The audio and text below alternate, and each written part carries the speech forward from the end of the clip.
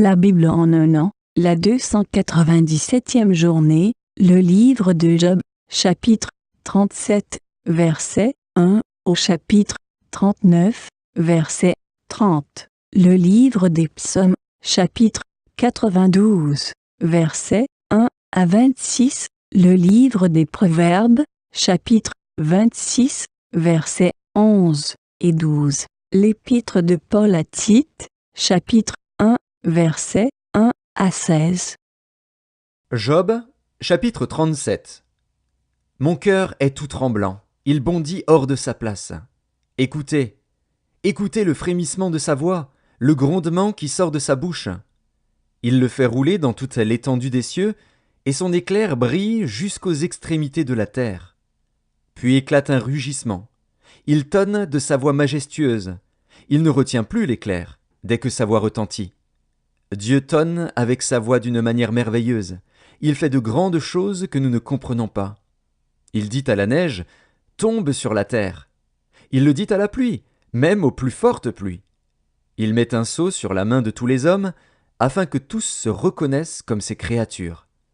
L'animal sauvage se retire dans une caverne et se couche dans sa tanière. L'ouragan vient du midi, et le froid des vents du nord. Par son souffle, Dieu produit la glace. Il réduit l'espace où se répandaient les eaux.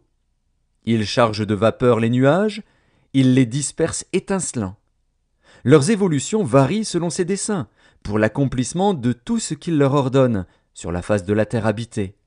C'est comme une verge dont il frappe sa terre, ou comme un signe de son amour, qu'il les fait apparaître. Job, sois attentif à ces choses. Considère encore les merveilles de Dieu. Sais-tu comment Dieu les dirige et fait briller son nuage étincelant? Comprends-tu le balancement des nuées, les merveilles de celui dont la science est parfaite? Sais-tu pourquoi tes vêtements sont chauds quand la terre se repose par le vent du midi? Peux-tu comme lui étendre les cieux, aussi solides qu'un miroir de fonte? Fais-nous connaître ce que nous devons lui dire. Nous sommes trop ignorants pour nous adresser à lui. Lui annoncera-t-on que je parlerai? Mais quel est l'homme qui désire sa perte? On ne peut fixer le soleil qui resplendit dans les cieux lorsqu'un vent passe et en ramène la pureté. Le septentrion le rend éclatant comme l'or. Oh, que la majesté de Dieu est redoutable! Nous ne saurions parvenir jusqu'au Tout-Puissant, grand par la force, par la justice, par le droit souverain. Il ne répond pas. C'est pourquoi les hommes doivent le craindre. Il ne porte les regards sur aucun sage. Job, chapitre 38. L'Éternel répondit à Job du milieu de la tempête et dit : « Qui est celui qui obscurcit mes desseins par des discours sans intelligence? Saint terrain comme un vaillant homme, je t'interrogerai et tu m'instruiras. Où étais-tu quand je fondais la terre? Dis-le, si tu as de l'intelligence. Qui en a fixé les dimensions? Le sais-tu? Ou qui a étendu sur elle le cordeau? Sur quoi ces bases sont-elles appuyées? Ou qui en a posé la pierre angulaire? Alors que les étoiles du matin éclataient en chants d'allégresse et que tous les fils de Dieu poussaient des cris de joie? Qui a fermé la mer avec des portes, quand elle s'élança du sein maternel? Quand je fis de la nuée son vêtement et de l'obscurité ses langes? Quand je lui imposai ma loi et que je lui mis des barrières et des portes? Quand je dis « Tu viendras jusqu'ici, tu n'iras pas au-delà, ici s'arrêtera l'orgueil de tes flots » ? Depuis que tu existes, as-tu commandé au matin? As-tu montré sa place à l'aurore pour qu'elle saisisse les extrémités de la terre et que les méchants en soient secoués? Pour que la terre se transforme comme l'argile qui reçoit une empreinte et qu'elle soit parée comme d'un vêtement? Pour que les méchants soient privés de leur lumière et que le bras qui se lève soit brisé? As-tu pénétré jusqu'aux sources de la mer? T'es-tu promené dans les profondeurs de l'abîme? Les portes de la mort t'ont-elles été ouvertes? As-tu vu les portes de l'ombre de la mort? As-tu embrassé du regard l'étendue de la terre? Parle, si tu sais toutes ces choses. Où est le chemin qui conduit au séjour de la lumière? Et les ténèbres, où ont-elles leur demeure? Peux-tu les saisir à leurs limites et connaître les sentiers de leur habitation? Tu le sais, car alors tu étais né, et le nombre de tes jours est grand. Es-tu parvenu jusqu'aux amas de neige? As-tu vu les dépôts de grêle, que je tiens en réserve pour les temps de détresse, pour les jours de guerre et de bataille? Par quel chemin la lumière se divise-t-elle, et le vent d'Orient se répand-il sur la terre? Qui a ouvert un passage à la pluie, et tracé la route de l'éclair et du tonnerre, pour que la pluie tombe sur une terre sans habitants, sur un désert où il n'y a point d'homme? Pour qu'elle abreuve les lieux solitaires et arides, et qu'elle fasse germer et sortir l'herbe? La pluie a-t-elle un père? Qui fait naître les gouttes de la rosée? Du sein de qui sort la glace, et qui enfante le frimas du ciel, pour que les eaux se cachent comme une pierre, et que la surface de l'abîme soit enchaînée? Noues-tu les liens des Pléiades, ou détaches-tu les cordages de l'Orient? Fais-tu paraître en leur temps les signes du zodiaque, et conduis-tu la grande ours avec ses petits? Connais-tu les lois du ciel? Règles-tu son pouvoir sur la terre? Élèves-tu la voix jusqu'aux nuées, pour appeler à toi des torrents d'eau? Lances-tu les éclairs? Partent-ils? Te disent-ils, nous voici? Qui a mis la sagesse dans le cœur, ou qui a donné l'intelligence à l'esprit?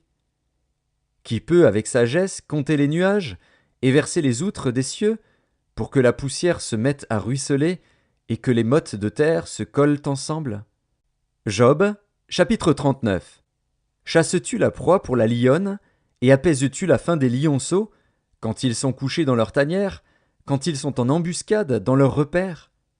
Qui prépare au corbeau sa pâture, quand ses petits crient vers Dieu, quand ils sont errants et affamés?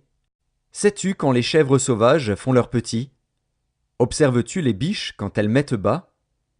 Comptes-tu les mois pendant lesquels elles portent, et connais-tu l'époque où elles enfantent? Elles se courbent, laissent échapper leur progéniture, et sont délivrées de leur douleur. Leurs petits prennent de la vigueur et grandissent en plein air, ils s'éloignent et ne reviennent plus auprès d'elles. Qui met en liberté l'âne sauvage, et l'affranchit de tout lien? J'ai fait du désert son habitation, de la terre salée sa demeure. Il se rit du tumulte des villes, il n'entend pas les cris d'un maître. Il parcourt les montagnes pour trouver sa pâture, il est à la recherche de tout ce qui est vert. Le buffle veut-il être à ton service? Passe-t-il la nuit vers ta crèche? L'attaches-tu par une corde pour qu'il trace un sillon? Va-t-il après toi briser les mottes des vallées? Te reposes-tu sur lui, parce que sa force est grande? Lui abandonnes-tu le soin de tes travaux? Te fies-tu à lui pour la rentrée de ta récolte? Est-ce lui qui doit l'amasser dans ton air? L'aile de l'autruche se déploie joyeuse. On dirait l'aile, le plumage de la cigogne. Mais l'autruche abandonne ses œufs à la terre, et les fait chauffer sur la poussière. Elle oublie que le pied peut les écraser, qu'une bête des champs peut les fouler. Elle est dure envers ses petits, comme s'ils n'étaient point à elle. Elle ne s'inquiète pas de l'inutilité de son enfantement. Car Dieu lui a refusé la sagesse, il ne lui a pas donné l'intelligence en partage. Quand elle se lève et prend sa course, elle se rit du cheval et de son cavalier. Est-ce toi qui donnes la vigueur au cheval, et qui revêt son cou d'une crinière flottante? Le fais-tu bondir comme la sauterelle? Son fier hennissement répand la terreur. Il creuse le sol et se réjouit de sa force. Il s'élance au-devant des armes. Il se rit de la crainte. Il n'a pas peur. Il ne recule pas en face de l'épée. Sur lui retentit le carquois, brille la lance et le javelot. Bouillonnant d'ardeur, il dévore la terre. Il ne peut se contenir au bruit de la trompette. Quand la trompette sonne, il dit « En avant !» Et de loin il flaire la bataille, la voix tonnante des chefs et les cris de guerre. Est-ce par ton intelligence que l'épervier prend son vol et qu'il étend ses ailes vers le midi? Est-ce par ton ordre que l'aigle s'élève et qu'il place son nid sur les hauteurs? C'est dans les rochers qu'il habite, qu'il a sa demeure, sur la cime des rochers, sur le sommet des monts. De là il épie sa proie, il plonge au loin les regards. Ses petits boivent le sang. Et là où sont des cadavres, l'aigle se trouve. L'Éternel, s'adressant à Job, dit « Celui qui dispute contre le Tout-Puissant est-il convaincu? Celui qui conteste avec Dieu a-t-il une réplique à faire? Job répondit à l'Éternel et dit, « Voici, je suis trop peu de choses. Que te répliquerai-je? Je mets la main sur ma bouche. J'ai parlé une fois, je ne répondrai plus. 2 fois, je n'ajouterai rien. » Psaume 92. Psaume, cantique pour le jour du sabbat.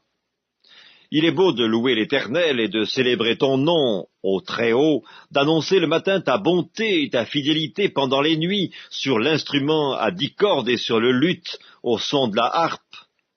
Tu me réjouis par tes œuvres, ô Éternel, et je chante avec allégresse l'ouvrage de tes mains. Que tes œuvres sont grandes, ô Éternel, que tes pensées sont profondes.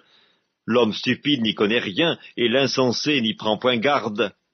Si les méchants croissent comme l'herbe, si tous ceux qui font le mal fleurissent, c'est pour être anéantis à jamais. Mais toi, tu es le Très-Haut, à perpétuité, ô Éternel, car voici tes ennemis, ô Éternel, car voici tes ennemis périssent. Tous ceux qui font le mal sont dispersés, et tu me donnes la force du buffle. Je suis arrosé avec une huile fraîche, mon œil se plaît à contempler mes ennemis, et mon oreille à entendre mes méchants adversaires. Les justes croissent comme le palmier, ils s'élèvent comme le cèdre du Liban. Plantés dans la maison de l'Éternel, ils prospèrent dans les parvis de notre Dieu. Ils portent encore des fruits dans la vieillesse, ils sont pleins de sève et verdoyants pour faire connaître que l'Éternel est juste. Il est mon rocher, et il n'y a point en lui d'iniquité. Livre des Proverbes, chapitre 26. Comme un chien qui retourne à ce qu'il a vomi, ainsi est un insensé qui revient à sa folie. Si tu vois un homme qui se croit sage, il y a plus à espérer d'un insensé que de lui. Épître de Paul à Tite, chapitre 1er. Paul, serviteur de Dieu et apôtre de Jésus-Christ pour la foi des élus de Dieu et la connaissance de la vérité qui est selon la piété, lesquels reposent sur l'espérance de la vie éternelle, promise dès les plus anciens temps par le Dieu qui ne ment point, et qui a manifesté sa parole en son temps, par la prédication qui m'a été confiée d'après l'ordre de Dieu notre Sauveur. À Tite, mon enfant légitime en notre commune foi, que la grâce et la paix te soient données de la part de Dieu le Père et de Jésus-Christ notre Sauveur. Je t'ai laissé en Crète, afin que tu mettes en ordre ce qui reste à régler, et que, selon mes instructions, tu établisses des anciens dans chaque ville. S'il s'y trouve quelque homme irréprochable, mari d'une seule femme, ayant des enfants fidèles, qui ne soit ni accusé de débauche, ni rebelle.